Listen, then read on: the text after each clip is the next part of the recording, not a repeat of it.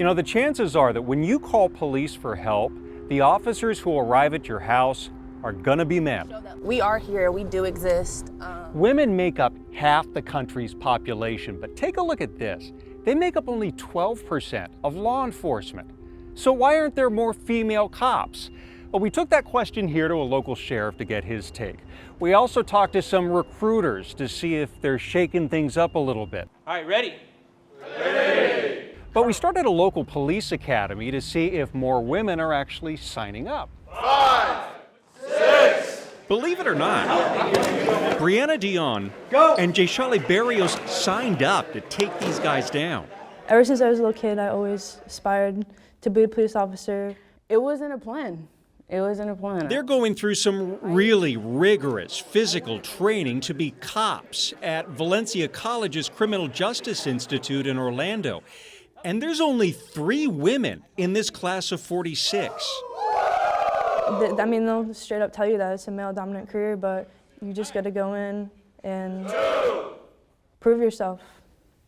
Is that important? Yes, proving yourself is very important. You got to show them that you're just as good as they are. I mean, that's pretty much what it is. Do you feel that you have to prove something? Not at all. Really? Not at all. It may seem like it. I walked in every day like every other recruit. I don't see sex, I don't see color, I don't see anything. I just walked in, I did the best I can within the best of my abilities, and that's pretty much it. I just want to prove to myself. If I have something to prove, that will be to myself, not to anyone else. We're going to show you how police agencies are working to get more women in this class. All right, so we just finished covering Baker Act, right? Where women are teaching too.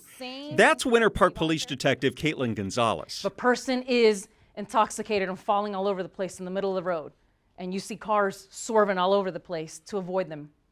Criminal or not criminal? It's not criminal, but can you just go, that stinks? No. Hope he's okay.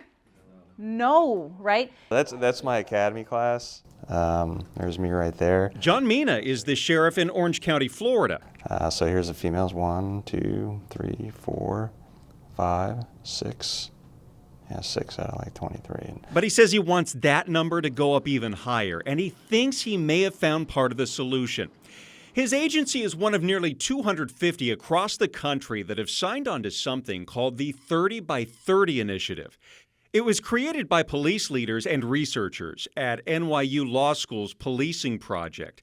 When they sign on, police chiefs and sheriffs pledge to increase the number of women in their ranks to 30% by the year 2030. Orange County's already halfway there, with women making up 15% of their deputies. Do you think it's a good solution? I think it is a good solution. I think we could do more. We have to start somewhere. Denise Demps has been a sheriff's deputy for more than 30 years. Chief Deputy Denise Demps. She was promoted to chief deputy in 2021, which made her the highest ranking female in Orange County. Now, when we started with the agency, of course, all you saw was males. So it was a little intimidating, but I knew that if I can get through the military training, I can do anything. And she's inspiring other women too. I walked out of the front of the sheriff's office yesterday, going to my car to put something in the car, and there was 3 young ladies walking up to the door, and you could tell they were coming for just regular business. And I said, "Okay, who's joining today?" And one of them said, "Oh, I'll join." And I said, "Okay, come on, let's go." And they're like, "Well, wait."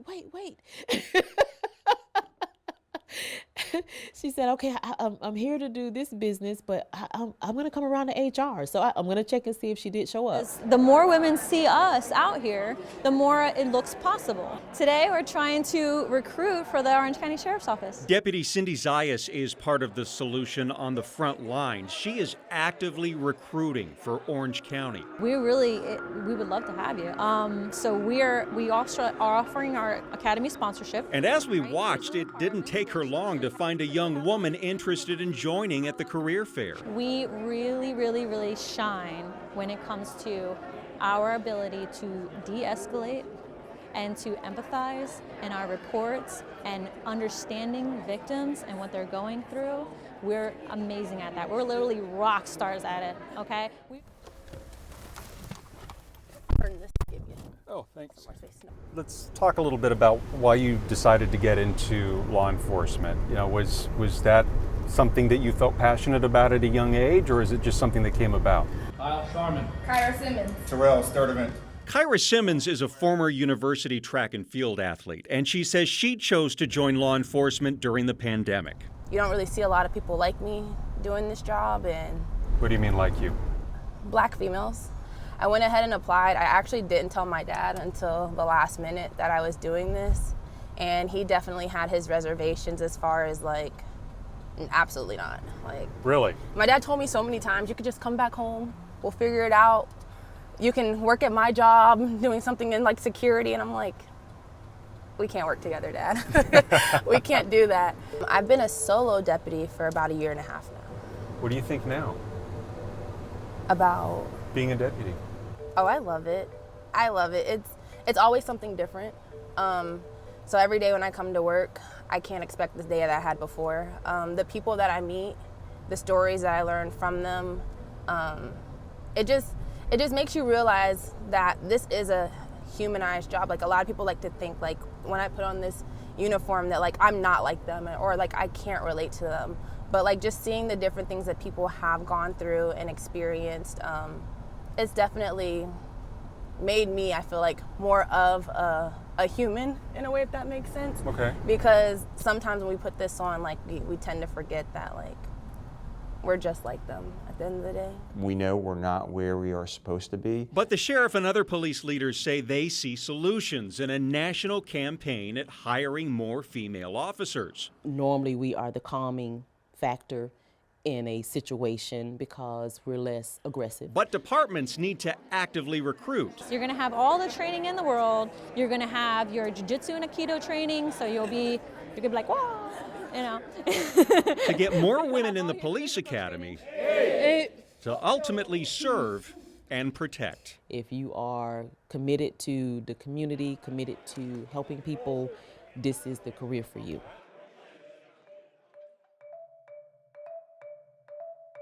Stay up to date with our latest Solutionaries videos. Hit subscribe and leave us a comment below.